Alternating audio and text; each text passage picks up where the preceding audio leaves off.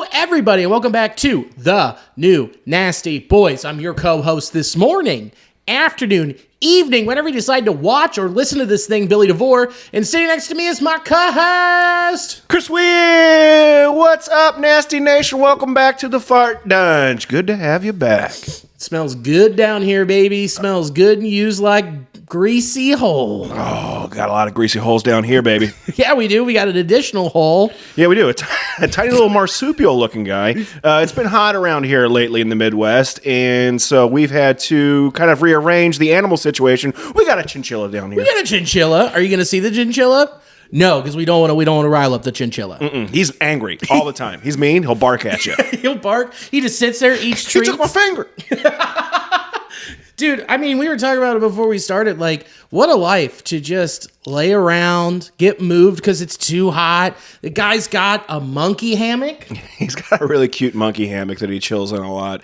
And chinchilla. He chills all the time. It's really apropos.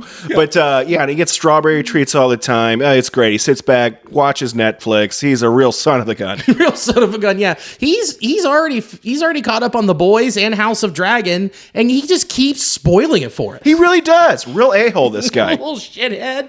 I'll turn you into a koozie. The Boys is pretty good. Have you watched it? Oh, yeah, I'm all caught up. Oh, love it. That dude. last episode was unreal. It's gnarly. If you haven't watched The Boys, give it a shot. Yeah, if that guy who plays Homelander doesn't win an Emmy, what are we doing here? Dude, he's so talented at his ability.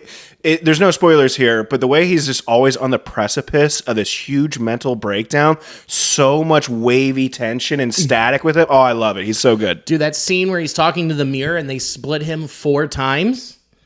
Whoa.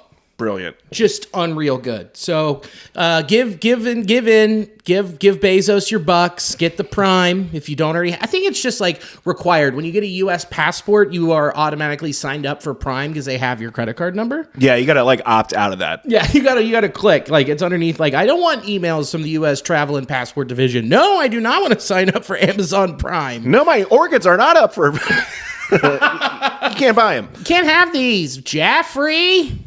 But that it's just incredible. And it's Wednesdays because I like binged and caught up. I didn't realize that I was just that many weeks behind. Yeah, we just watched the first 3, I think, and then caught up and got the last one. Okay. Whatever it was. Oh, they put all 3. Okay, that makes sense because I just didn't even check. I just like watched the first one. I was like, this was good, and then like went on with life. So. Yeah, they're fun. They're great. So speaking of the heat, I feel you there, pal. Because on Saturday, I did the double dip. I'm just going to jump in and tell you how my week was. Dive in, brother. I'm going to dive right in. Got to see the Reds botch it on Saturday, and then got to go back home, check on my dog, and then go to TQL Stadium and watch FCC botch it in 107-degree heat the whole day. Man, you're an unsung hero in Cincinnati right now. Truly, man, I feel like I should be given a medal of some sort, like just a little chili medal, probably. You know, I don't know what. We'll get you a sash. It's sash worthy. Sash worthy. Yeah. But wow, Billy got a key to the city. How he survived the heat? Tit sweat. Double dipped and got tit sweat. Tit sweat and cornmeal on the scrot. Ooh, that's a gross one. You got to use like an old, like a cheese grater. Get that off. Well, that's what chefs do. That's what they do. Sous chefs. Sushi, yes, chef. Yes, chef. I have cornmeal. Yes, chef. I will apply it for you. Considering the bear comes out in a couple days, that's a very apropos. Oh, that's why Hulu was trying to throw that at me. Oh yeah, because it's so good. Yeah, I've watched the first like 5 episodes. Haven't gone back to it. It's really good, but it's so intense. Like I was watching the first episode again a couple nights ago. My anxiety just goes way up. If you've ever worked in the restaurant industry, they fucking nail it. Yeah. It's so good, and I just feel like, oh my God, where's my tables? Oh my God, they don't got the meat ready? What is going on? Oh my God, the microwave's going off. I gotta get my popcorn. I'm in the weeds. Oh no! 86 beef! Dude, so good. So, yeah, it was super fun. It was just so unbelievably hot. Just dying and sweating out there, and like I've got my jersey all the way open at GABP, just getting everything out. It was me and Alicia, and then Schubert came with us to the Reds game, and he showed up middle of the first. And as he walked down, I look over. He's wearing his Nick Castellanos shirt, and then he's wearing black jeans. What are you doing? What? Any awareness, bud? And he walks in, he sits down, he goes, the first thing he says is, I probably shouldn't have worn pants, huh? It is it's like strangulation hot outside. Like it was oppressive. Like Saturday, it was terrible. The humidity, if you ever been to Cincinnati, the humidity is nothing like that you want to deal with. And wearing jeans at that is insanity. It was true swamp weather. It felt like I was back in Louisiana, where I'm just like, this is cool. Where's the gator? Yeah. Can I have that? I need some gumbo. If anyone ain't cooking roux, why am I here? What are we doing here? Oh, where are the vendors with the Bloody Marys? Come on. Oh, come on. This flower's wilted. What's wilted? Oh, boy. This etouffee sure is sweating. Oh, it's a thick roux. Thick roux. Oh, dude. Yeah, they probably should have had hurricanes at like... Well, they kind of do. They have that like frost bar area. Yeah? Should have got a booze slushie. People were filling them up with their beer bats with That'd be the booze time. slushies. That'd be the time to do it. Fuck. I was just too hot. My brain wasn't working. I was just like, I know. A wind would have quenched that a little bit, I'm sure. Gave it away. Gave it away. They just gave it away. And then go down to TQL Stadium. Like 22 fouls called on FC Cincinnati, a red card, like 6 yellow cards. And that was just a game, another match of mental errors.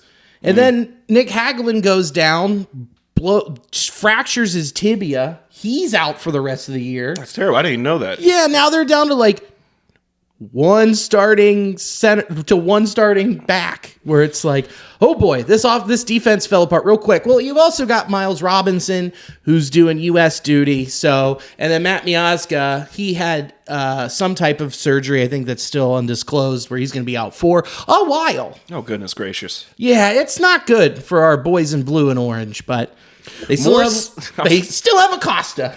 I was going to say, more Cincinnati sports injuries. Go figure. Go figure. Who would have thought? It's like an epidemic in this city. Hey, are things going well for you? Well, get ready, because we're going to ruin it. God, brutal. But, and then Friday hung out at home, hung out with a friend of the pod, Tyler Snipes, had a couple beers.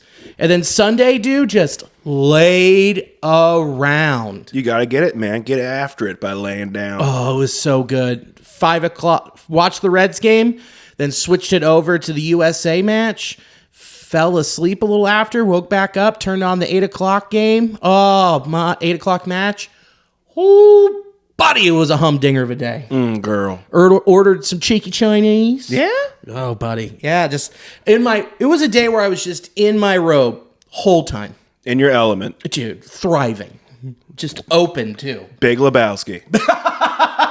Well, I don't think he hung hog in the movie. No? But I sure They did. edited it out. Yeah.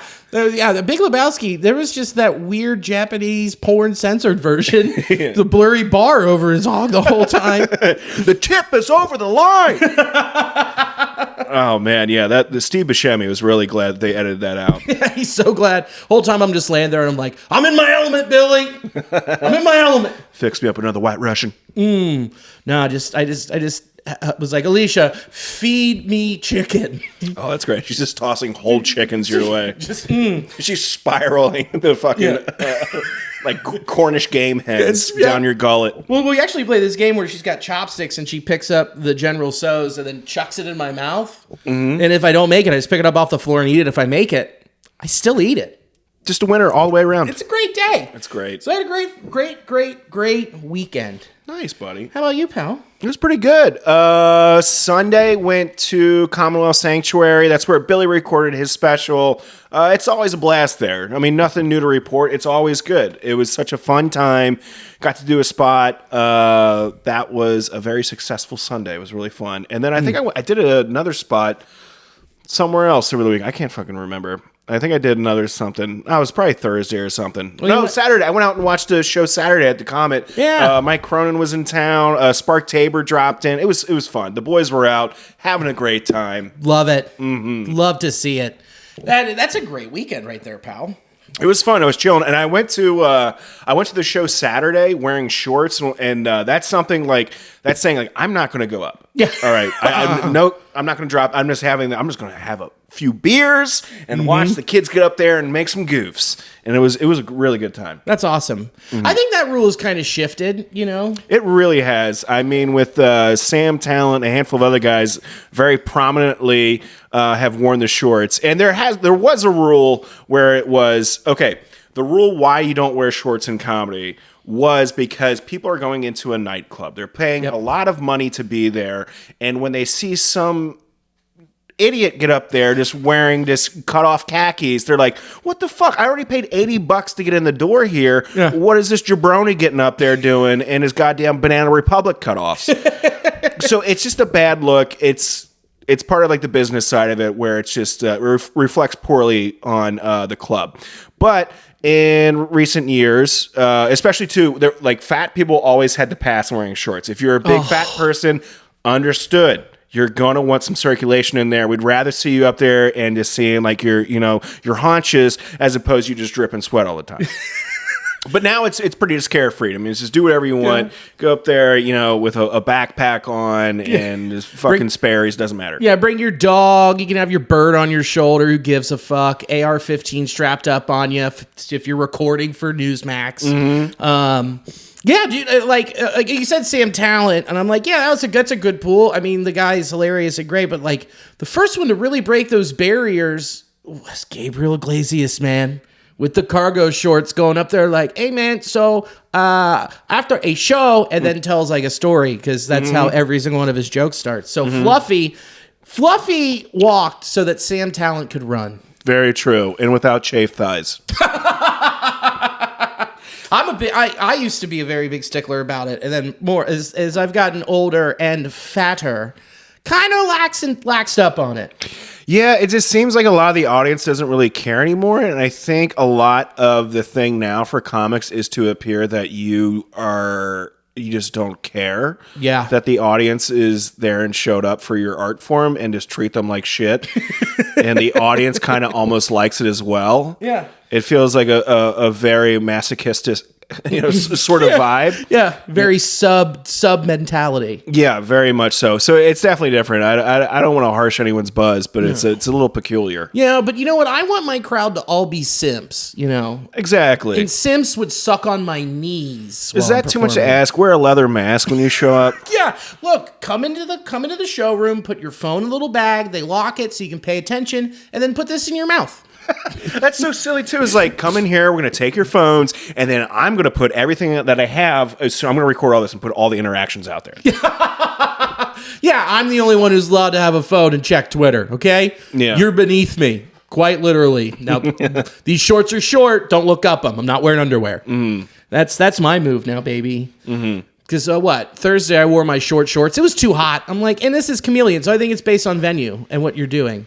Yeah, if it's like an open mic, I don't really care because it's just like people are. Yeah, that's Chinchilla running in the background. Going on the wheel. It's so funny. Yeah, it's just. And he stops. We're just talking about shorts, and then the Chinchilla's like, "I have no other care in life but to just run on this wheel. I don't know what shorts are, baby. I'm covered in thick fur. It sucks always." Yeah, but the shorts rule just out of the window at this point. But yeah, if you're at an open mic, it doesn't really fucking matter. It's no one's being charged money and just there. It's your gym. Wear shorts. It doesn't matter. Wear sweats as long as they look fancy. So that's our tutorial on comedy. Comedy rules, baby. Comedy rules 101. Next week, check in for our next big rule. Move the mic stand. Yeah, come on, right over here. Just put it over there. A little bit of hospitality. It's not hard. So let's launch into some baseball stuff, huh? Sure. So last week, it is so hard to say this with a straight face while he's going. It's so funny. Willie Mays was a baseball legend. Yeah. And then we lost him last week at the ripe age of what? Like he was like 93? 93. So it was just unfortunate to have that timing where, they had the game at Rickwood Field in Birmingham, Alabama, where Willie played. But also cool that it was in memoriam to Willie. But I think Major League Baseball nailed the Rickwood Field game. They did an amazing job. When I saw that, I was actually out at Chameleon for the mic, and I'm watching in the bar, and I literally fist pumped when they did the black and white thing. I was like, I got chills. I thought it was so gorgeous. It was beautiful. It was amazing. And just the shrinking of the box, black and white, kind of did the little alteration of the voice. Like having the camera set up exactly where they would have been in that era was phenomenal. Floored by that. John Smoltz is always just going to be John Smoltz. He said Americanized Field at one point. You're like, what? But I think the presentation overall was great. Joe Davis was great. And the interviews before the game, the desk was awesome, especially the Reggie Jackson interview. Mm-hmm. I mean, that's just what they went through. So it was like it was a celebration of the Negro Leagues, of course, but it's also a reflection on our past and how far we've come and how we need to be better in the future. And Reggie put that into great terms. Yeah, he did not cut corners with that explanation. He answered it truthfully, which was great. Yeah, it's network TV, and he let it fly. Yeah, I'm sure they were not anticipating such a truthful, honest answer, and we got that. And hats off to him and everyone else in the Negro Leagues. That was very powerful, and I hope the league continues to do stuff like this, shine a spotlight on things that sometimes we don't shine a spotlight on. Yeah, 100%, dude. The crazy thing was that he said the N-word live on network TV while wearing a hat that said Honda. That was great. And I'm like, great cross promotion there. Yeah, dude. A lot of hate that I went through early on in my career. Also, running a great deal on a 3-year lease for a Civic. Get a certified, pre-owned 4-cylinder. Get 4-cylinder, a 2-liter. Also, they wouldn't let me eat here. They wouldn't let me buy cars here before. Hey, how's it going? Hey, how's it going? Oh man, I was wondering. Like at one point, I think he said it, and then the fourth time he said N-word. I think that someone in the earpiece was like, "Hey man, don't do that." Cut away. And it's just like the VP of marketing for Honda in his earpiece. Like, don't say Highlander. Don't say Highlander. Don't promote us. Don't do it. Oh, don't say Honda days. At least take the hat off. Mr. October, don't talk about our November sales. I bet someone walked into a Honda dealership after that, walked in, they're like, yeah, excuse me, no, I was wondering, do you have any of the new, the SUV, the full electric? Do you have that? I'm just checking because I saw Reggie's hat, and when he mentioned... Yeah, we got we gotta do it. Okay, yeah, no, they're in the back. It's like, well, when he mentioned he had to go to the back of the bus, he's like, no. Okay, hold on, no, yeah, we can get you a crazy deal. Yeah. Just please be quiet. Just shut up. Just shut your mouth. Shut your mouth. You shut your mouth when you come into Honda. Yeah. Oh, man, why didn't you mention that we sponsor MLS? That would have made life so much easier. Oh, man. But Barry Bonds saying that he would have taken Satchel Paige Yard kind of put a little damper on it because, Barry Bonds, real good person. Never misses an opportunity to promote his brand. No, or just to remind you why he's not in the Hall of Fame. It's not just because of steroids. It's because he was a massive dick. Yeah, I didn't get to watch. I read about his response. Did Griffey Jr. have I heard he had a little, just gave him a little bit of a look. Like, he did. Kidding me? Yeah, the kid was just like, come on. It's like he tells all these great stories about Willie Mays being like his godfather and everything, and then he's like, I would have taken Satchel Paige Yard. Yeah, he was a little bitch. I'm like, all right. I got no respect for these people. Yeah, do you know who I am? Do you know what I juiced? Get out of here. What a schmuck. Yeah, screw that guy. Screw him. You know what? He should have been wearing a Honda hat. He should have been. He should have been. But it couldn't fit into it because his head's too big. Hey, no, it's shrunk down to normal size now. Oh, yeah, it really has. It's shrunk. The size of it has shrunk, but he still thinks it's the same size. Yeah, he does have a pretty big head. Especially with those comments. It's just a bummer, but whatever, man. Mm-hmm. So I wonder where they'll go next year. I wonder what existing ballparks they could renovate, something along those lines. Like if there's an old, I don't know if there's still the Negro League Stadium in Kansas City. I don't know what old historic ballparks are still out there where baseball could go in and be like, we're going to touch this up and we're going to do this and turn it into an active facility that can continue to be used. I wonder if there's some fields in the Dominican that they could do some stuff in. You know where I would really want them to do it? But they got to lax it again. And I don't know if it'll happen. Cuba. That'd be really fun. Holy shit, if MLB played a game in Havana, Ooh, girl. come on, dude. With all that history down there? And they do have, they had a league there too. It was wrapped into the Negro Leagues. I think it was like there was the something Cubans. I think there was like a big cigar logo or something. Havana Sugar Kings. Havana Sugar Kings. And they Kings. were a minor league affiliate to the Reds. Woo! Let's make it happen. So, yeah, let's make it happen. We just got to lax a few rules. Mm-hmm. And then also, if some players happen to come in that are Cuban, we got to make sure they're allowed to leave. Mm-hmm. And not be like, hey, no. You come back. Yeah, you're back here. Get over here. Yeah, we got to do something with the taxation things. Or the, what is it? Are we still allowed to trade with them? Embargoes. Oh, God, no. Embargoes. We got some embargoes. Oh, we were close. Obama did it. Then Trump came back. He's like, no Cuban cigars for Billy. And I was like, God damn it. I'm sorry to hear that. Dude, it really sucks. I can't believe he wrote Billy on that. I was shocked. Calling me out. I'm like, dude, I just want some cohibas, dude. None for Billy. None. No Romeo y Julietas. None. It's like, ugh, what a schmuck. We were so close. Yeah, but that'd be fun. We talked about it before about the MLB like promoting other games, playing in places that you wouldn't typically see overseas at historic fields like Rick Wood. So hopefully this is something that continues to keep going. Coming in 2025, Major League Baseball plays a game at Tiananmen Square. Oh my God! Check out this standoff. It's a real showdown. A test of wits and strength. One man versus one tank. Oh boy, that'd be great. Well, we talked about it last week, but I feel like it's important to talk about it again. The New York Grimaces are on a tear, okay? As of recording, I have not checked, okay? As of recording, they are... Hold on. You know what? No. I'm going to get this right, and I'm going to start this read over because this is very important.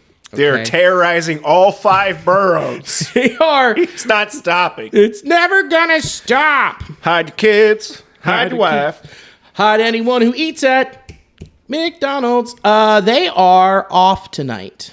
Okay. This is good. You're all lucky. Let's start it over. Here we go. It looks like the Fighting New York Grimaces are still on a tear and moving up in the NL wildcard standings. At time of recording this, they're 37-39, 8-2 in their last 10, and only 1 game behind in the last wildcard spot. Which brings us to what we talked about last week, which is who the Reds need to get to have a mascot come out and throw the first pitch and to motivate our boys to have them secure that 3rd or 2nd wildcard spot. I know how we can do it. You said last week the Frisch is big boy. We decided that can't happen. He got asked to leave the ballpark. Yeah.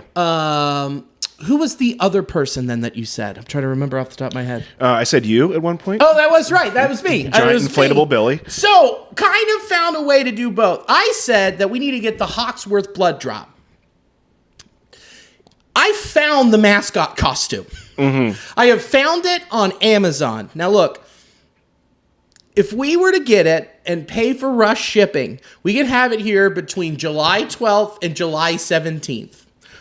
Or we can wait it out and get it July 29th through August 19th when really they're in the thick of it. Yes. Right before or right after the trade deadline. Right when they could get catapulted.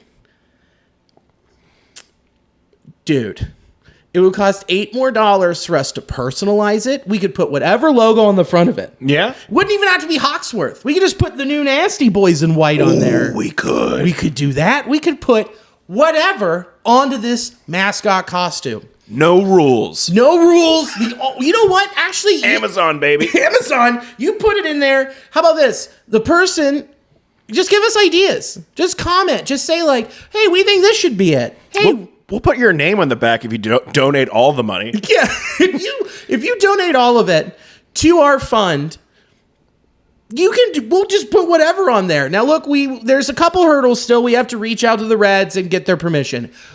I don't know how hard that's going to be. I don't think it'll be difficult. Not at all. Especially when we explain it to them. Yeah. Hawksworth blood guy? Yeah, you're the 13th proposal we've had of this. Yeah. Okay, we got to get this rolling. The problem here is we don't have 480 to 490 to 520 bucks just laying around. Not for mascot costumes. Not for which is not in that budget. Now we can't write it off on our taxes. We are not an LLC. Okay, we are not a full fledgling business. But you know who can help us pay for this? Nasty Nation, baby. Come on, help make our dreams come true of getting Benny the Blood Drop onto the field at Great American Ballpark. Look at this guy. Come on, can't you imagine us just hanging out in the ballpark, a big drop of blood, hanging out, and we're going to have blood dripping off of us too. I do want to have like actual like just red stuff constantly, like so we're walking around, it's just a crime scene wherever we go, taking photos with kids, and we got blood handprints all over them. That'll be distracting and very terrifying for visiting clubs coming in. Like, everyone's covered in blood here, and they're cheering. These fans are animals. Or we're covered in purple goo because we murdered Grimace. We did, yeah. We murdered and ate Grimace, and we took his soul and we digested it like we were an African tribe, believing that when you eat someone's heart, you inherit their soul and their powers. We did that with Grimace so that the Reds could go on a 22-game winning streak. 100%. The Hawksworth blood drop, very much like Highlander. Kill you, take your power. Yeah. Absorbs you like plasm in its system. Wear the hat. Plasma. Now, guys, I set up a GoFundMe page for this. It is called the Blood Drop Drive. Help the Reds get to the postseason. And when you see the photo on there, you'll be like, holy cow, Billy, graphic design is your passion. I know. But here's the brief description for you. The New York Mets had Grimace come out and throw the first pitch at Citi Field on June 12th. Since then, the New York Mets are 9-2 and only one game back of the last NL wildcard spot. Us here at the New Nasty Boys podcast believe that the Reds are only one mascot away from going on a Grimace-like run and can secure the third wildcard spot. They may need a push, nay, a drop of confidence. We recommend that the Cincinnati Reds have Buddy the Blood Drop, a blood drop-shaped mascot, come to Great American Ballpark and throw out the first pitch. We found the costume on Amazon, and we'd like to have one of the new Nasty Boys throw out the first pitch.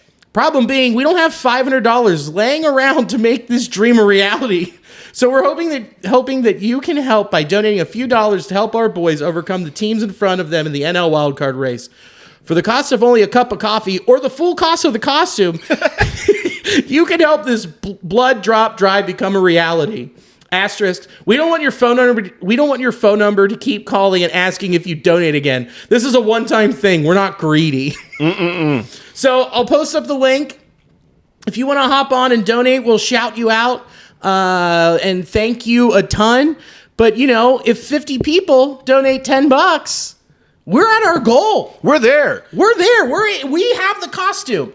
And worst comes to worst, they say, no, you can't throw out the first pitch in a blood drop costume, which would be ridiculous. Come on, dude. How do you not let that happen? We're blood. We're still going to show up in it. I'm still going to wear it. What are you going to do? What are you going to do? Ask me to leave? Blood's everywhere. You going to ask all the blood to leave? Yeah. Okay. Not happening. No way. I got blood outside and inside and all around. You know, and then we'll have a group of people with us, Nasty Nation, and then we can just change our name to the Bloods. Yeah. A whole bunch of people out there in blood drops, bandanas on, cracking bats. That's what we'll be doing. And you know what? This is what's going to motivate the boys. Yes. I know it's going to happen. I know if we get this blood drop costume, I am, so positive it's going to work. Yeah, don't be negative about this. Just donate to the link. Let's get this costume. Let's get these boys on a run. Yeah, don't be a dirty syringe. Don't be a dirty syringe. That sounds like a euphemism. A really bad one. No, it's a good one. I like that. Yeah, and always use protection. Mm-hmm. Absolutely. Seriously. That I'm going to be serious about. Always use protection. Seriously, you guys. Don't share needles. Yeah. Unless, I mean, you just got one. I mean, come on. Was that take like a little week, maybe too sterile? You know what we're doing here. We're having a good time. So, please, help us get this costume. Help us throw out the first pitch. And help us get the Reds to the postseason. And how you can do it, GoFundMe.com / sorry, I just saw the / Blood Drop Drive, help to get the Reds to the postseason. Join our blood drive. Join our blood drive. But the link will be up. It's already active. We have a goal. Help us reach it. Mm-hmm. Thank you. Thank you so much, Nasty Nation. Show us your true colors, you know. And here's what happens: we don't hit our goal, you get your money back, and we'll figure out something else. Mm-hmm. As in, we're going to kidnap the Hawksworth blood drop. We're going to steal something. And steal that costume. We're just like Nicolas Cage. We're going to steal the declaration of that blood drop. Oh, hopefully it fits. If not, then we're screwed. I went to go get a 2XL. They're like, we have it, fatty. We got it for you. I'm going to be so sad if we get the costume. We're too fat for it. I know. That's why I was like, 2XL? Should I go 3XL? Because it's coming. It's coming from China on a slow boat. We got to go big. We got to go real big. Speaking of slow boat. Hey. Come on. What a transition. Elly De La Cruz hit the riverboat tonight. Yeah, he tanked it. He tanked it, and it was just, it kept going and going and going and going 439 feet. He just crushes these balls. Where you hear it, it just sounds so... it reminds me of Votto's, like where there's a very distinctive sound where you know it's an Elly hit. Yeah, where you're just like, huh, where is that going to land? Like, it even tricked the camera guy where he's looking down and then had to go real fast up like, oh, nope, I screwed up. Dude, that's like such a classic thing. Like you look back in like old like highlights from like previous like eras and home runs. When the camera guy just does that big wobble thing, it's destroyed. It's completely pummeled. It's like, oh, I haven't seen that ever, and I do this every day. Mm-hmm. That was like, I'm trying to think of most impressive home runs at Great American Ballpark. Number one is for sure that Adam Dunn home run that like left the ballpark off of Jose Lima. Number two, through the uprights, Joey Votto. Yes. And I think this is number three. Just in terms of like being destroyed, not in terms of like we're not going to do like the Jay Bruce home run. No, that we're talking about being absolutely just pummeled, just out, just like where it's an impressive physical feat, not like monumental in all of Reds history. Yeah, and that one, that number four, I think, was Mike Trout hitting the seventh row of the bleachers on a line. Like, it would have just kept going if it wasn't for the bleachers being right there. It would have killed somebody. It would have, yeah. I'm surprised it didn't kill somebody. I got a little snot. Oh, there you go. Oh, a little snot. My goodness. Oh, golly. It was a little snot. A little snotty waddy. Dude, like, the way that he hit that, it was center. He knew. And what was so great is in the press conference after, Elly was like, yeah, today I was joking about hitting the PNC sign. Yeah. And his teammates were like, you would never be able to do that, just egging him on. And so his goal today was to hit the PNC sign. And he did it. He was so close. Oh, yeah. Well, he was very close. He just fucking nailed it on that boat. Wildly impressive. So we need to figure out some other goals for Elly. Hit the Tundra sign. Hit the actual B&B riverboat that goes through the river. Yeah.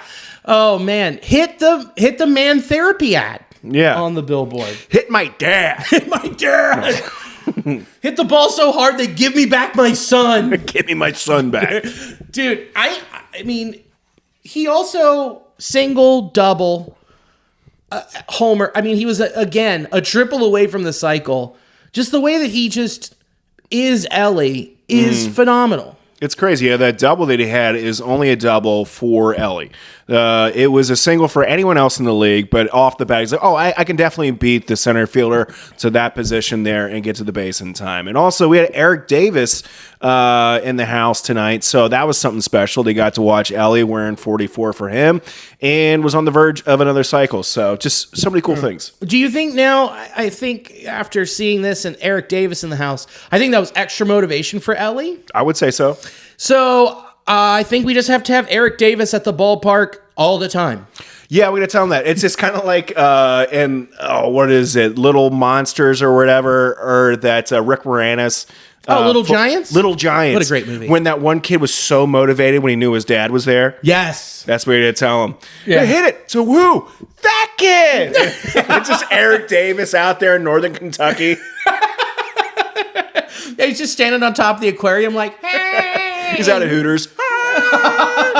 Then I would also be at Hooters. Exactly. Just for the baseball. Just for the baseball and the amazing food. Wings. The wings. Come on. Nothing else. Mommy. But yeah, I mean, it's just like Nick Kroll talked about it with Charlie Goldsmith in this article, talking about just overall consistency with these guys and just having them be consistent hitters. And here's the thing. Would you rather have him be a consistent hitter and be like Spencer Steer, or would you rather like have Elly be Elly and do what he does, which is what tonight was? I think we're going to find a comfortable medium, and with the way he's developing, still extremely young, I think he's going to find that sweet spot of being able to control that power and sacrifice that for getting on base, which we're seeing with him taking balls opposite field. But then, on certain counts, be Elly. Yeah, when it's a 1-0 count, be that boy. Yeah, just be our guy. Being more selective with the opportunities that you have to, take a bigger cut. Yeah, take a whack at it. Put it over the riverboat. Come on, man. I'll give you my hat.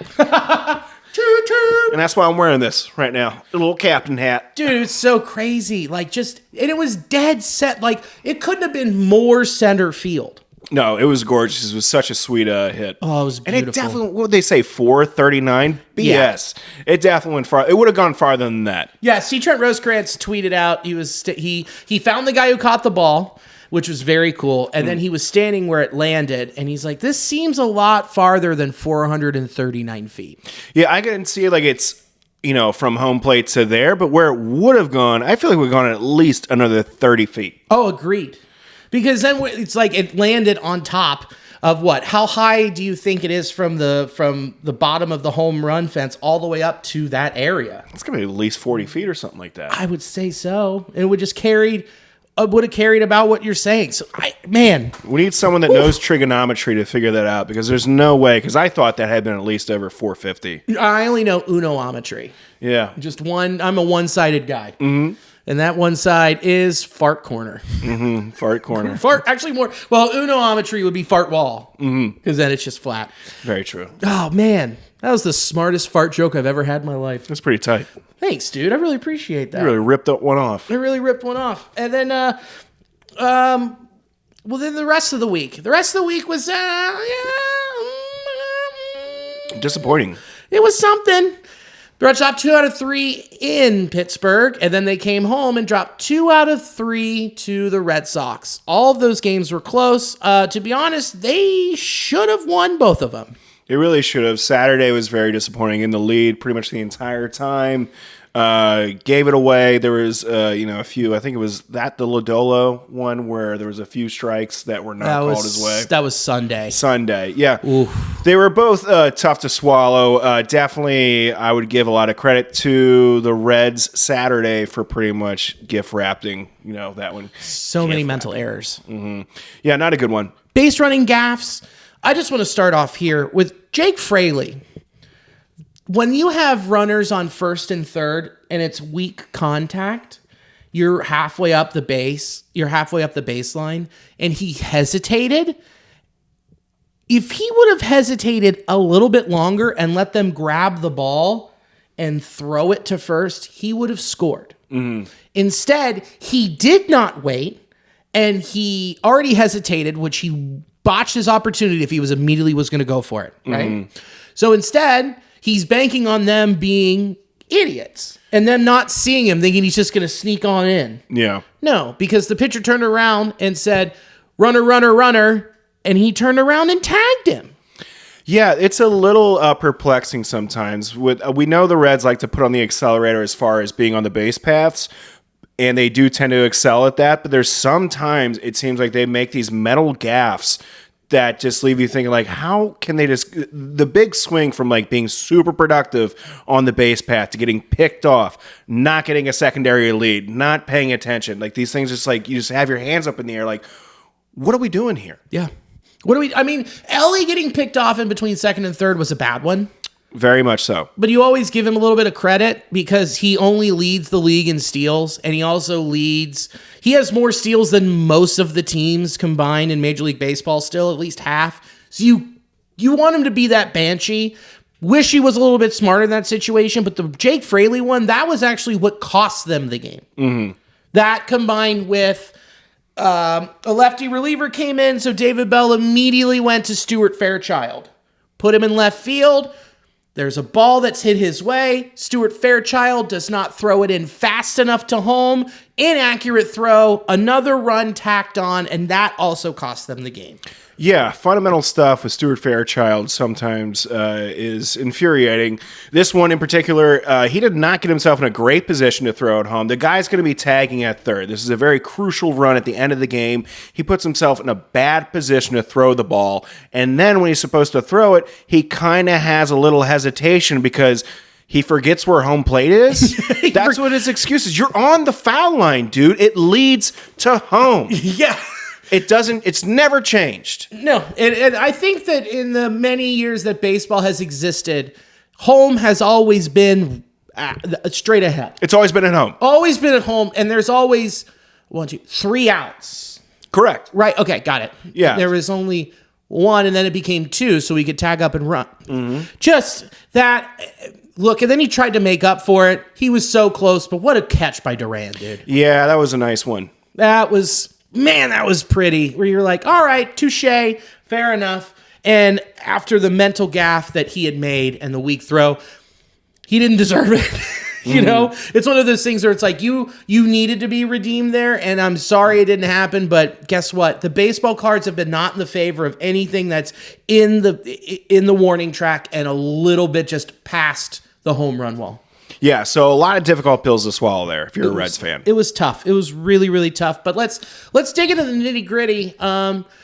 Carson, I say Spires, you say Spears. Spears. He had against the Pirates, came out, had a rough first, but gave up 1 run across 5 innings of work after that. Yeah. He was still, if you take out that first inning, he's nasty. He was really dotting his placements there, looking really good. And it showed going into what he did tonight. Again, tonight he did 5 2/3, 4 hits, 2 earned runs. That is Andrew Abbott's line. I am an idiot. He had 6 innings, 7 hits, 3 earned runs, 1 walk, 5 Ks. You take that from your 5 starter every day. Absolutely. He was looking really good. This is really nice to see this progression here. And shout out, Saris at The Athletic for mentioning this before he started today. Talking about how he likes Carson, I say Spires, you say Spears, because he has 3 different fastballs. Mm-hmm. Hard to hit 3 different fastballs. Yeah. And like we were saying that with Ashcraft, where you saw the potential, but we really wanted something slower, something breaking. But the difference between Ashcraft and Carson, Spires, you say Spears, he can control all 3 of his fastballs.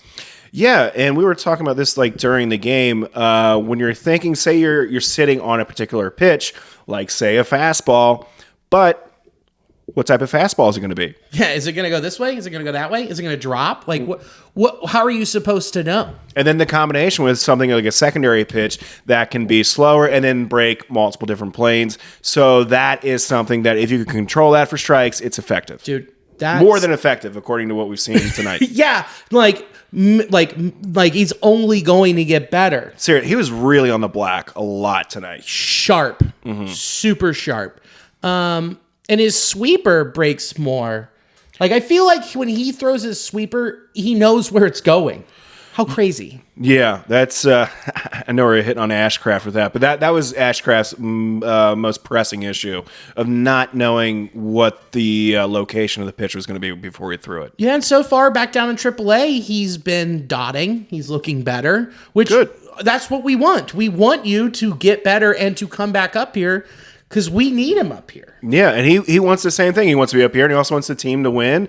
And Spire, well, I say Spears, you say Spire, did his thing, and that's what we need from a team here. More and more depth, more and more starting pitching depth. And if Carson keeps pitching like this, you can't send him back down. Not at all. Not even close. Where you might have some issues, and you go, maybe Graham's a reliever, but I don't know. I wouldn't want to shorten him. I'd want to keep him stretched out and say first on deck coming up from AAA would be someone like Tony Santilla. Yeah, I say Ashcraft gets the feel back for his pitches, figures out how to control them, and he's going to be a much more effective starter for the Reds. So I can't wait to have him back up when he is got his, dust himself off. Yep. And he'll dust him off. You know what? He'll brush off? What's that? That Ash Craft. Oh, come on now. He got that dog in him. It was a tale of two different starts for Nick Lodolo. He was in Pittsburgh, 7 innings, 1 earned run, 4 hits, no walks, 8 Ks. Pretty nice. Mm-hmm. That's real nice. Especially when he's living high with that fastball and that curveball's breaking away. Yeah, man, he's mixing it up too, and also with that changeup. It's another thing, like talking about having a fastball does a few different things. That curveball and changeup may be coming at like a very similar sort of plane, and maybe a similar look in terms of like speed. And this has a much different break. Yeah, very different. Where you're just like, I'm trying to pick up that spin. Fuck, it's already over. Mm-hmm. He had 36 fastballs, 26 curveballs, 24 changeups, and 9 sinkers. The sinker is a nice one to see because then that gives him 2 fastballs to pair up. Yes. Whoo! I mean, when he's on, he's on. He had 18 whiffs. Whew. Difficult to square up. Difficult. Again, I know it's Pittsburgh, and they have one of the worst offenses in the league, but it's still on the road, and it's still encouraging. So give them all the props you can there. And again, 7 innings pitched, 95 pitches. Pretty efficient. And then you follow that up with what happened on Sunday. That shit was not all his fault. When you take away the low inside and or outside fastball from him, you're taking away what sets up everything else. Yeah, and when that pitch is coming in, it's cutting a lot of the zone. So even if you have your catcher catching it and it kind of sweeps through, that's still a strike for a good part of its travel. And so, yeah, when you're having, when he's throwing very well and not getting the calls, giving professional hitters additional strikes results in things like we saw that 2-run home run, extends the inning. That happened with 2 outs. There was 3 of the 4 walks that he issued that should have been strike 3 calls. Exactly. It should have been, and they weren't. And what it did was it made Lodolo have to scoot a little bit more over the plate, and they took advantage of it, and Connor Wong took it over the big wall. Yeah, it's infuriating. This stuff is going to happen continually until a couple of years from now when we get the ABS involved here. But yeah, this is very, very upsetting, and I'm sure Lodolo didn't really care for it because he hit his spots, he was throwing great, and he had a couple situations after the fact that he should have been out of the inning. Yep, he should have been out of there. That should have moved along, and he wouldn't have given up. All of those runs came off of that dinger. 3-run homer. Oh, God, it's just infuriating. And he'd been pitching so well. And then he also had a blister pop on his throwing, on one of his fingers. And he said that affected him throwing a breaking ball. Yeah, sure. But I also think if you would have gotten the strikes when you needed them, you could have built upon that confidence and kept going. I think that was, I heard him say that, and I heard David Bell reference that too. And I feel like it was them being professional in a way where it's like, we'll talk more about the finger blister than the thing that's really getting under our skin. Really, the thing that's going to get me fined. Yeah, I know. The thing that's going to get me tossed. The pitch that he got tossed on was a ball. It was. I think it was a lot of stuff boiling over where they probably, I'm not quite sure how they're checking, their phones and stuff and seeing like the strike zones, but I'm sure they knew that those pitches should have got him out of the inning previously, and that was just the thing like, hey, I'm going to bark at this one. I'm not sure when the next opportunity is going to be but I need to let you know this is not acceptable. Yeah, I got to go ballistic for my guy. I got to have his back because he's not going to say anything. He doesn't want to get tossed. So the only person who can say something is the manager. So he's barking, saying like, hey, come on. And then David steps up and then immediately tossed. And then he's like, here's the business. Here you go. I'm dressing you down for a while so that my guy can take a quick breather and see that I got his back. Correct. Then that ties him, David Bell, for the most ejections ever in Reds history, ties him with Sparky Anderson.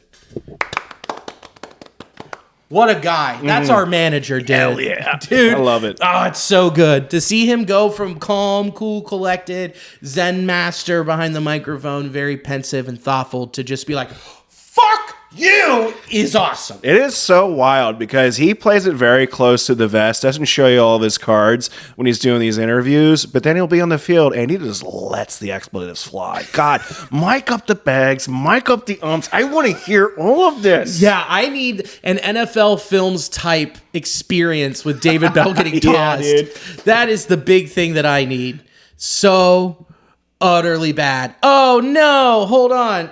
Something happened? I kicked the wire. Are we still recording? We're still recording, but it is wonky. Oh no. Oh yeah. How's that? You're still not in there. What? Where am I? Billy! Where'd you go? Oh, thank God. We're so close. Hold Yeah, a little bit more. on. A little bit more. And yeah, right there. Right. Oh, I think you got it. I think I got it? Yeah, I mean, we got a Let's little see bit of here. tree in there, but I think we're good. Yeah, we're fine. I can fix it. Yeah, okay. I'm not too worried about it. Oh, man. All right, got a lot of editing to do here. And that's fine. And I'm going to leave this in because this is pretty funny. Oh, yeah. Funny for me? Oh, we're talking about Sparky Anderson. Yeah, I want to getting say, kicked away. I would love to play poker with David Bell yeah. and watch him lose it all because he's all calm, cool, collected, locked in. And then he goes all in and then loses it and then just flips the table. Yeah. You had 2 twos. I really like those twos. You're going for the river. You're an idiot, David. You're an idiot. What are we doing here? But just on poker, not on baseball. Not on baseball. Yeah. Abbott had, and then then to close it out, dude, Hunter Green and the Pirates. I mean, 6 1/3, no earned runs, 2 hits, no walks, 9 Ks. Didn't get the win. Didn't get the win, completely locked in. 17 whiffs, bonkers. Yeah. 45 fastballs, 40 sliders, 17 splitters, and 4 curveballs. Again, those secondary mixes keep going up, and the results are showing he's trusting in it, believing in it. And again, this is that next step that we've been talking about, looking for, and he's been doing it consistently. He has. I'd like to see like a graph, like when you see like businesses like this is our tracking. Like the way Hunter Green has just been like just ticking and ticking and ticking and just going up. You can really track his progress with these numbers that we're seeing here. I mean, just the splitter in general of how frequently he's throwing that, the confidence and the amount of times it's finding the zone. It is really cool to watch this. I'll show you how to find that when we're done. Okay. I can show you. Baseball Savant has all of these tools, and they're free. It's right there. Look at That's right there. It's pretty cool. But like overall, over the year of like usage, game log, all that, so we can really show you full numbers, pal. I can make it happen. But he walks away without the win again in a 1-0 loss, which God damn it. Yeah, it's just Pittsburgh. I don't get it. They're weak spot at home. Just the NL Central. You're like, you guys, what? Why aren't you playing like this against the rest of the division? Like, you guys could sweep the Dodgers, then drop 2 out of 3 in Pittsburgh. Yeah, it's a little confusing there. And it's a little befuddling. But overall, like the way that Lodolo is pitched and the way that Hunter Green is pitched, and it's just been consistent. And then our next guy coming up here, it's like, man, you have solidified your top 3. I would say so. You have these guys for a while. You know what it's going to be, and that's not going to change. Your 4 and 5 can rotate depending on like future. We're looking 2025, 2026, along 2027, along those lines. But in the meantime, where you have this window, you look and you go, man, I feel real confident about this. And you feel really confident about, say, if they were go to a playoff series where it's 5 games and then 7 games, I feel really good throwing out Abbott. I feel really good about throwing out Lodolo, and Absolutely. I feel great about throwing out Hunter Green. That's some stacked stuff right there. Yeah, I wouldn't want to be the offense that has to go against those guys. That is a difficult trio to get around. And then you bump Frankie to the pen, Carson to the pen to strengthen that up for the postseason run. Dude, I can see Ashcraft coming out of the pen like a madman. Oh yeah, in the postseason, yeah, in that high leverage situation. Hey man, we need you to throw gas. Got it. I can do that, man. I'm just saying when you look and you and we just keep going.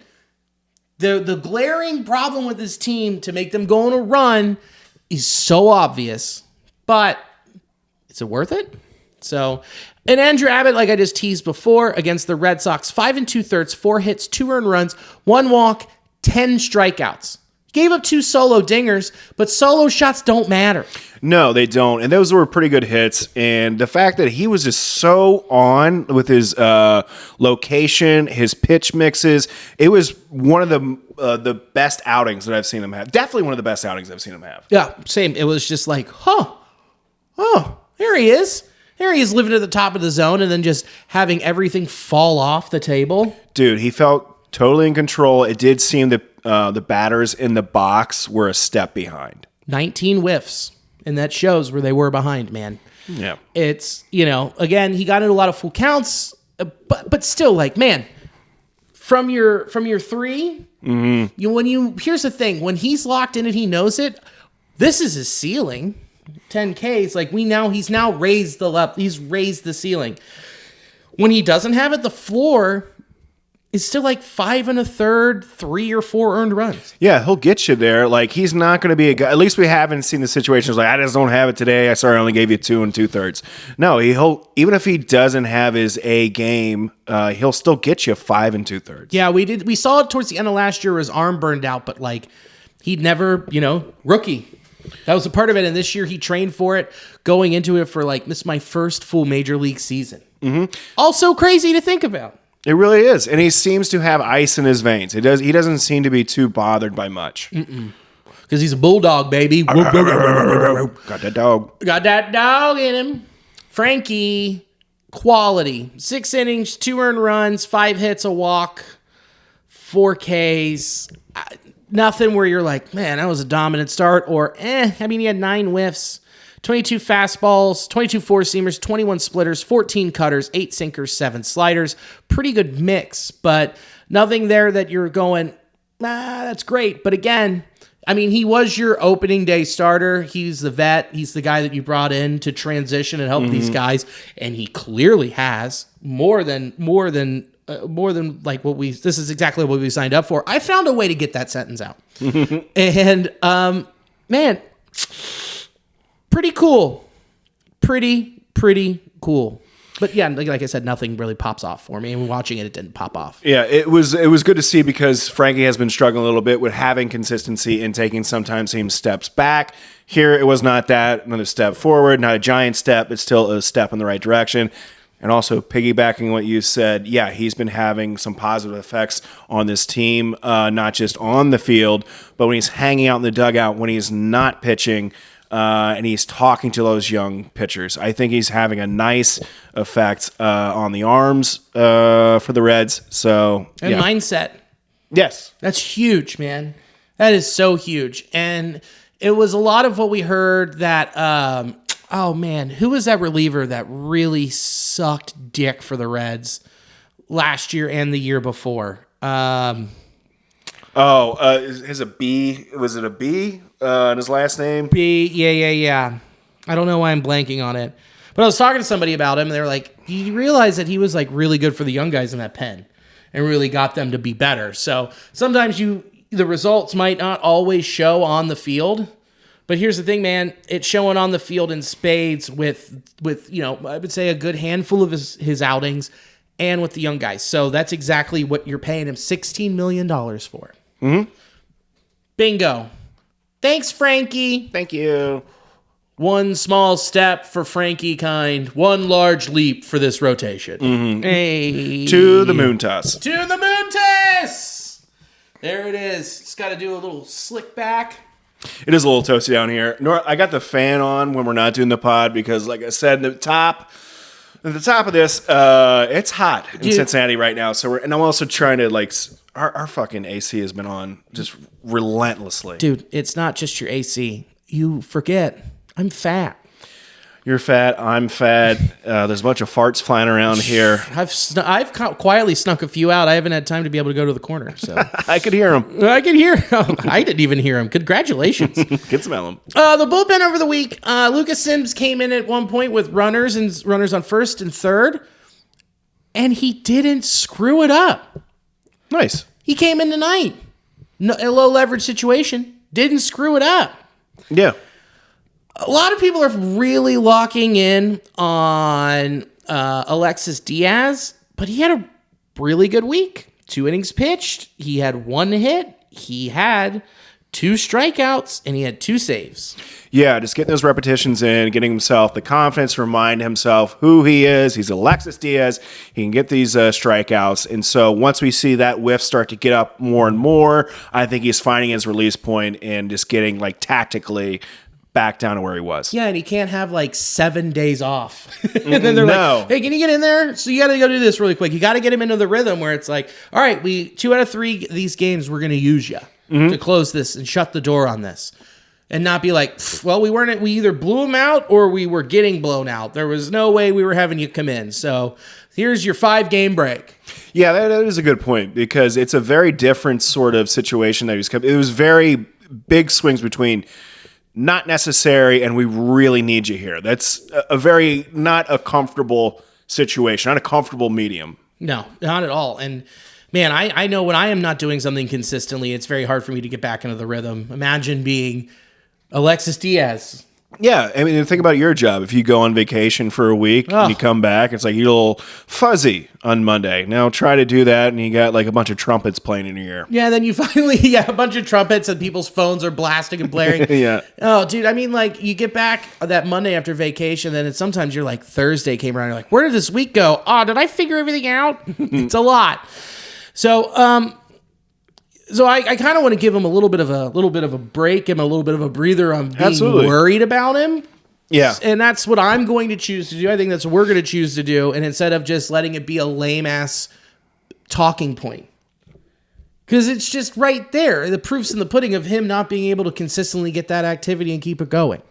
Yeah, I agree 100% with that. I feel like it's his repetitions, the frequency of his repetitions, and sometimes the duration in between those that has been the issue. Yeah. So he's a person I am not concerned with. He gets put under the microscope because of the situations that he comes in, and with the Reds being the Reds of 2024, he's going to get a lot more looks for, end of games. Yeah, because that's where you want him to be. Yeah. Nick Martinez gave up a run. He gave up a homer.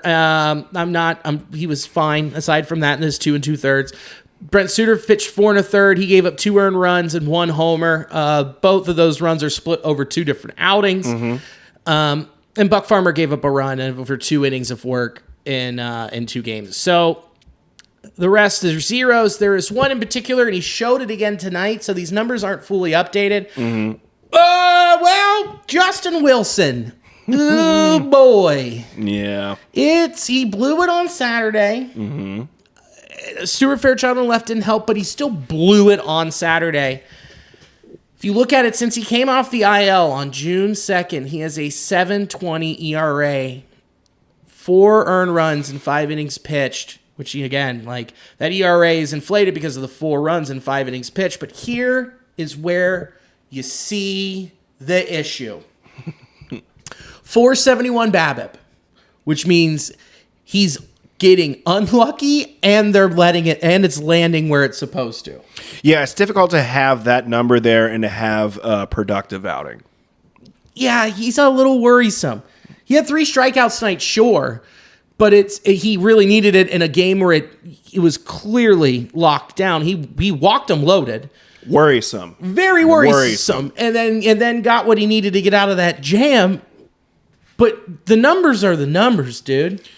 Yeah, and I know you said it's a little bit of a small sample size for him, but the numbers that we do have to work with here aren't pleasant to look at. No, they're pretty ugly.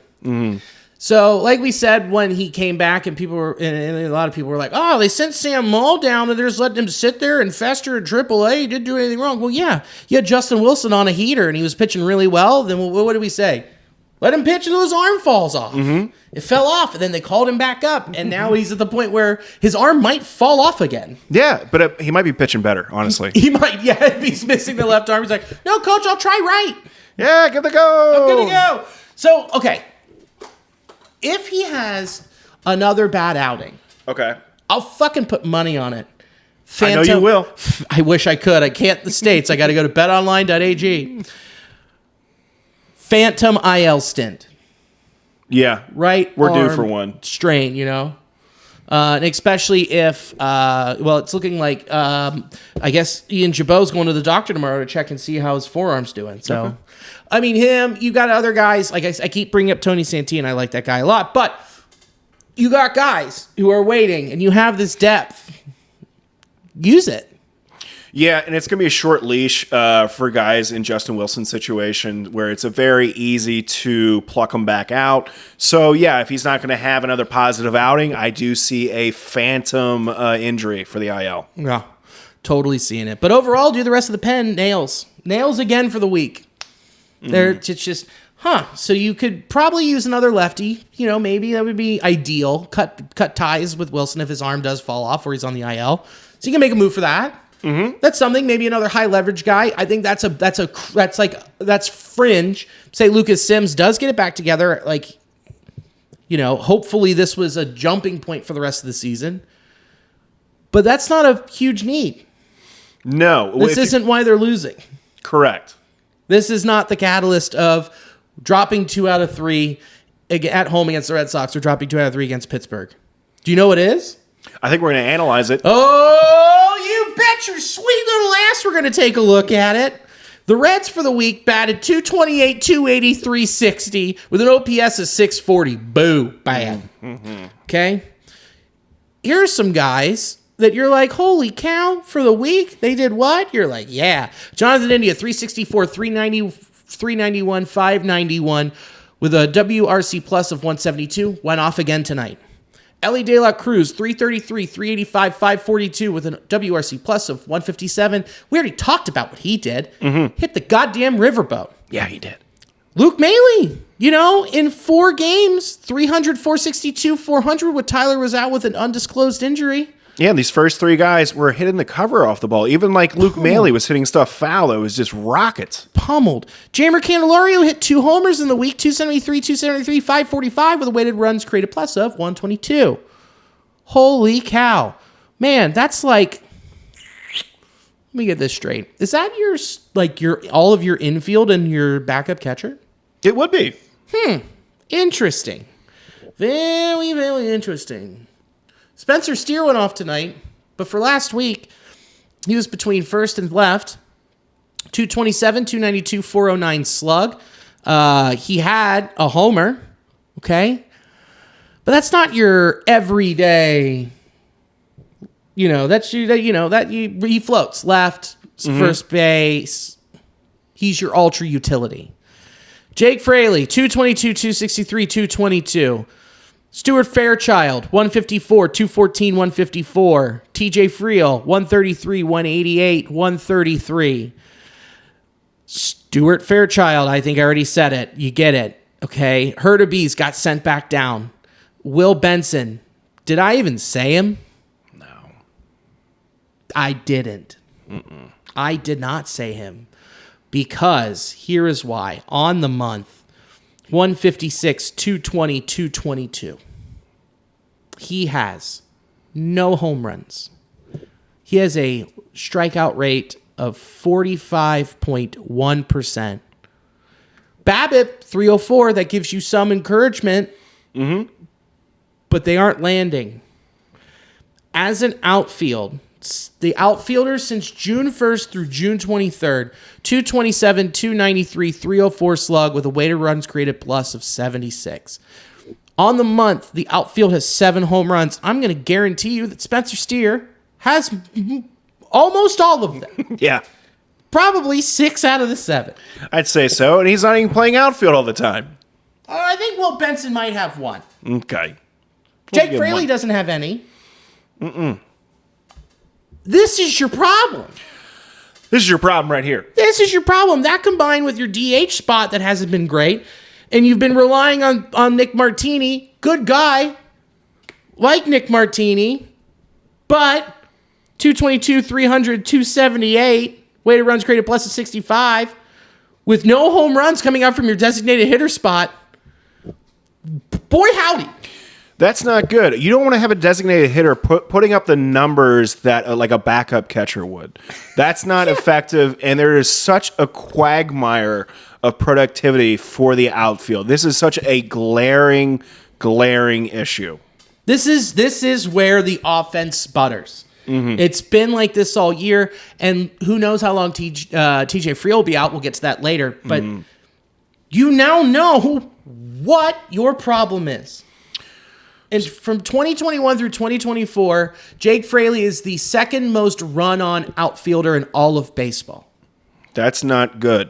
So you're talking about defensively in right field, you're lacking, and you're lacking at the plate in any type of offensive output, let alone a sniff of power. See, sometimes you'll sacrifice one for the other, but when you're sacrificing both, you're not getting anything out of that. And I know there's been injuries, but the injuries aside, we still weren't seeing a solution for the outfield lack of production. No. And the solution which they tried was bring up Hurtubise. I like Hurtubise. He's our guy. He's our guy. But no power. No. Blake Dunn came up. He'll be back, but it's just not his time right now. Correct. And hopefully he has power. Those are your at the moment. Connor Capel, they DFA'd, and now he's back on the squad. These were your answers at the moment to try and fix this productivity and fill a void while TJ was out and came back and now is back out. You know what you need to fix. Novi Marte's coming back. I guess he'll go to third on the 27th or 28th, maybe. And then you put Steer in left and then put Candyman at first, but then that still leaves you a glaring hole in center field while TJ Freel's out and a glaring hole productivity-wise in right field. So what do? We'll fuck ourselves. Yeah. Sorry. It's over. Yeah, no, we gotta wrap it up. We gotta go fuck ourselves. Yeah. No. Well, you gotta ask yourself. Are you gonna trade with the Marlins? Are you gonna trade with the White Sox? Are you gonna trade with the A's? Or are you gonna trade with the Rockies and try and get some outfield production? Or are you just gonna rest on your laurels and hope to God that CES comes back and you have to force someone else to play outfield? Like, say, Jonathan India plays right field. I mean, I have some thoughts. If it were me, I think we need to course correct now with an additional bat that we currently do not have in our system, at least that one that's not ready and healthy. I think we do need to trade for somebody that has a decent enough stick that we can rely on to where we're going to see some sort of production in right field or outfield, just in general. In general. I mean, I think with Steer, I mean, he's hot and cold, but he's in the middle of a hot streak, so you leave him in left and you let Candyman play first. But you got to do something. And even if that means when TJ comes back, you move him to right field and you trade for a center fielder. You aren't going to be able to rely on everyone being hot in the infield at the same time. No, and you can't rely on everyone being healthy at the same time. I just, looking at the Reds right now, having the string of bad luck, and also just looking at the league in general, a lot of people are getting injured. So you just got to understand everything is not going to 100% go your way. You have to plan for downtimes, kind of like this, or just when you're just in a bit of a funk, whether it be just from production or injury-wise. Yeah. And here's the thing, man. The worst case scenario was we lose a lot of these dudes, and then our farm system, which was top heavy, that got graduated, got hurt. And this was going to be the issue if this happened again, like what happened towards the end of last season. And it happened. Yeah. And now you're in the position of, all right, you go and trade for somebody with just the 4 teams right now that are there. Jim Bowden from The Athletic, an old Reds GM, posted, here was his big trade proposal for the Reds. The proposed move would be the Reds would get from the White Sox Luis Robert Jr. What is it going to cost them? Third base prospect Cam Collier, right-handed starting pitcher Lyon Richardson, who's come up and had some flashes and showed like he has promise, but he's close to being major league ready. Chase Petty, who we got in the Sonny Gray deal, he's in Chattanooga. He's working through it. Guy's got a lot of promise as well. Good fastball, a lot of strikeout potential. And then Will Benson, who we have talked about. He's on my chest. We've talked about where we saw a great high from him last year, and we've talked about him like, when is it going to start clicking? When are balls going to start falling? And he's a fun dude. He brings rules. We loved William B. Willie B. Look at him. Having fun. Cool guy. But if this is what you need to win, this is a guy who's under team control through 2026 and 2027 with team options for $20 million each year. If you think that Luis Robert Jr. is going to fix all of these problems, I think you do it. What do you think? If you do think it's going to fix the problems, I would say obviously yes. And you look at how we have some of these players that aren't involved in this trade. CES, Noelvi Marte coming back, Arroyo coming back. There's going to be some additional help in the pipeline, and you are just going to see how these people just kind of start to play out and develop. These are gambles. There's no sure bet with trades, flat out. So in this situation that's here, I would say if you feel confident that Luis Robert Jr. would help solve some of these situations, especially with offensive production, I'd say go for it. Yep. I'm with you. Go for it. Look, he's got an injury history, but man, his upside's huge. It is. Oh, and another thing here too.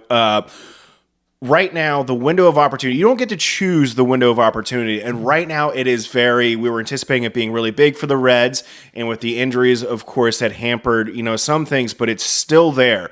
So you can rest on your laurels, or you can make a move while that window is open. And for right now and for the next few years, I think the Reds have a very good chance of getting into the playoffs. And you've seen when they can play, the Dodgers, the Yankees. They can play any team for a 3, 4, 5 game series and, be more than competitive. They can be the team that can dominate in a series. So I say go for it. I'm with you. Go for it. I like Cam Collier too. I think he's got a ton of upside. There's a chance that he could be super special. But you know what's crazy? There's an MLB draft every year. Guess what the Reds pick this year? Second. So which means you have a high-end prospect in your system that someone might want that is expendable. Now, I'm saying Rhett Lauder is off limits.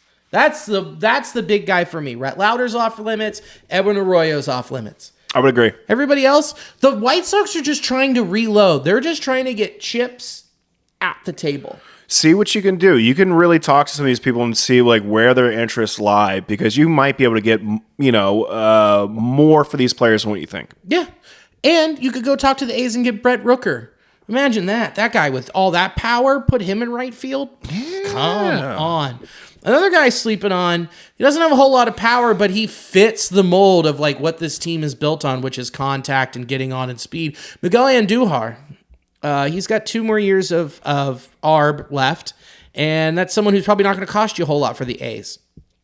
So if you want to go for it, go for it. And I think it's time to go for it because you don't want to have the best farm system forever. Got to do something with it. You got to make them play. You got to move them. And you have these prospects to make moves. And it doesn't always work out. Yeah. Sometimes you fail. I'd rather see them try and do this and fail than be like, oh, man, they didn't do anything again like they did last year. Yeah. You got to, sometimes reap what you sow. You got to pluck what you field. Yeah, that's right, baby. It's the farm system. Spread your seed. Mm-hmm. And right now, got to do it. Especially now, now that I've even thought about it a little bit more and let my mouth ramble, second overall pick, you're reloading that spot immediately. Just go and do it. Know you're going to overpay because guess what? You got the Twins in 2022 when you traded Tyler Mahle. Yeah. You got him for CES and you got him for Steer. That worked. Someone might do that to you, but no, going in with Luis Robert Jr., you have more control. Yeah, understand there's ebbs and flows with these things. You might take it up the pooper one time, but, on the other end, you might be the one throwing it in the pooper. Hey, those both sound like win-wins to me. Hey, baby. Yeah, sign me up. So... but moving forward, you kind of know what the market looks like, especially with the Luis Ariz deal to San Diego from Florida. But, man, it would be so cool for them to make a big move. And it'd be similar to what they did in 2019 when they got Trevor Bauer. Yeah. That said that we were going for it in 2020. Bummer that a pandemic happened, and bummer what happened after he left the Reds. But, well, you don't have enough time for that. No, we don't have enough time for that. But... just saying in general, yeah, make it happen. Go make it happen. TJ Friel's out. He's on the IL for the third time. He's got to rest for 2 weeks, and he's going to be reevaluated. It's that hamstring. It's a big muscle. Big muscle on a pretty good, average sized fella. Yeah, it's a bummer. This is one of those injuries where it's just going to plague him the rest of the season here. Just got to really make sure you rest, take care of it. It's such a god dang bummer. Yeah. But it is what it is. But that's also why you go and make a move. Mm-hmm. It's forcing their hand at this point. Yeah, and guess what? Make the market. Set the market for outfielders and moves. Go get him or go get Brent Rook. Yeah, go get it, especially after this. This could be one of those crazy things where we look back on this, because if they do make a big move here, this could be one of those blessings in disguise where we see, what if TJ didn't get injured? Would we have not made the move? Oh, sure. Absolutely, dude. We'll see. We'll see. And then move him to a corner outfield spot. You're right, man. You are absolutely right. Thank you you. could also move... You could move Robert to a corner outfield spot. It doesn't matter. Nothing's happened yet. Nothing's happened yet. I'm just getting all horned up over speculating. Our favorite thing. Mm-hmm. Emilio Pagan is going to be back after the All-Star break. Mm-hmm. He went under a CAT scan today. That's all we know. So we'll see what happens, but it's most likely not going to be till after the All-Star break. And looking at the bullpen, cruising, bruising. So then today they got a game against the Pirates. Wednesday, 110 businessman special against the Pirates. Then they go on the road 4 at St. Louis. And then we're back here on the Monday. But then let's take a look ahead. The road trip continues. 3 at New York against the vaunted Yankees, who are on fire. Mm-hmm. And then here comes a nice homestand. July 5th through 7th. At home against the Tigers, and then 4 at home against the Rockies, and then 3 at home against the Marlins. Holy shit, those are all bad baseball teams. Let's do it against them. Stack wins. Going into the All-Star break. Exactly. That's you perfect would time. have to feel so good if you go on that kind of run to get some type of separation there. Yeah, dude. If you go, there's 10 games there? Could you imagine winning 8 out of 10 on that run and get 4 days off? That'd be great. Oh, dude, talk about getting momentum going into chill. Yeah. Dude, and then you've closed off a crazy run against your division. Mm-hmm. What was it, 23 out of the last 30 were against the NL Central? Something along those lines. So today, when you're listening to this, today is Hunter Green, Mitch Keller. What a pitching matchup. And a game that's going to be over in under 2 hours and 10 minutes. Yeah, probably. It's going to be a cruiser. Andrew Abbott against this highly touted prospect for the Pirates. I don't know if you've heard of him. TBD. to close out the series. Then it's off to St. Louis. It's going to be Frankie Muntis versus Michaelis. Lodolo versus Gray. What a great game on Saturday. Awesome. I'm going to be camping, or I'm going to be in a cabin in Hocking Hills with a big old cabin with a bunch of Alicia's friends from college. I know exactly what I will be doing at, I think, 2:10. Is that when it starts, I believe? Yeah, at 2:15, I will be locking myself into a room with my laptop. Oh, buddy. And then to close out the series, it looks like I say Carson Spires, you say Carson Spears against Lance Lynn. That'll be fun. It's a good little stretch to close it down and to get a little bit of time off against your division when you could have got some separation, but instead didn't. Whatever. So, say la vie. Say la vie, and there's a lot of season left. Mm-hmm. I hope the Reds can take 2 out of 3 against the Pirates. You'd like to take a little bit more so you can leave them in the standings.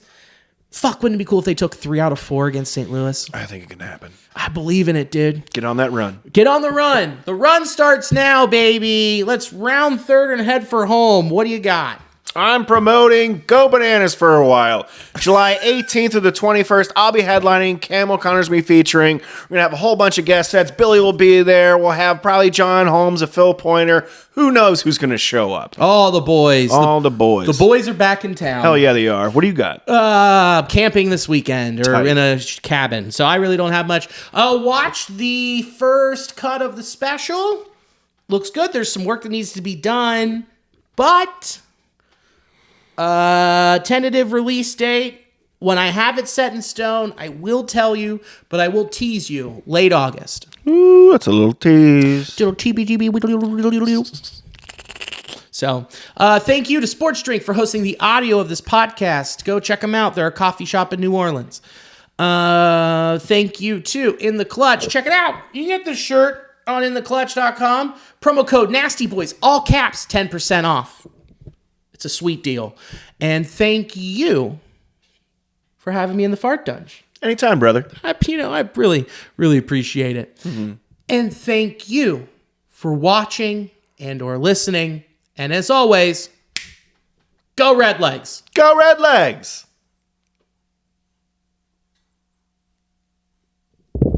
I gotta piss so goddamn bad.